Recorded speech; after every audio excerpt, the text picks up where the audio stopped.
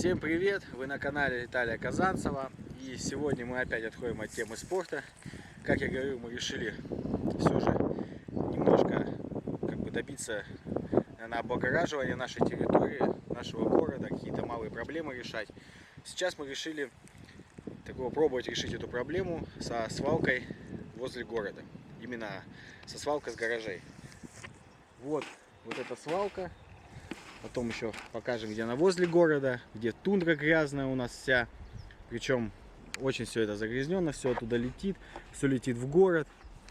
И реально это ужасно. Даже отдохнуть, по сути, выйти рядом негде.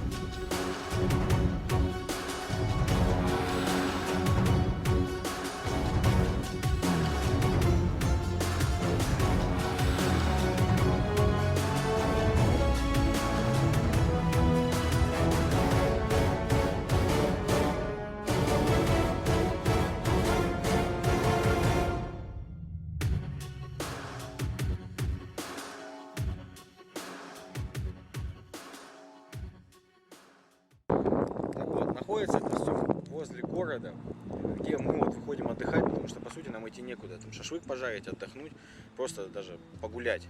Раньше убирали здесь тоже. В этом году и предыдущие года я не видел, что здесь вообще кто-то в тундре убирался. Как мусор за зиму налетает, наши кусты на это все дело, тут просто реально свалка.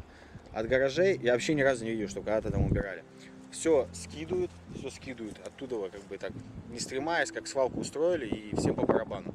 Молодцы, да, убрали возле, где зона отдыха у нас, там новое построили, все красиво убрали, а у нас забили, как говорится, хер. Итак, этот ролик будет снят в нескольких частях, не знаю, когда мы эту проблему решим, поэтому мы будем сейчас по ходу рассказывать, что мы будем делать.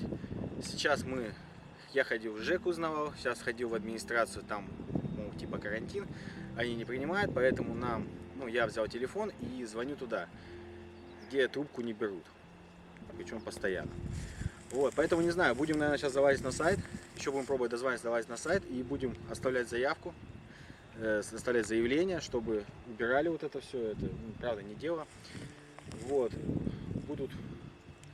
не знаю, как они ответят, что они ответят, я обязательно выложу, это будет в следующем ролике, какой будет ответ и вообще чего мы добьемся. Будем надеяться, что не надо будет писать в прокуратуру, писать выше. Будем надеяться, что это все уберут.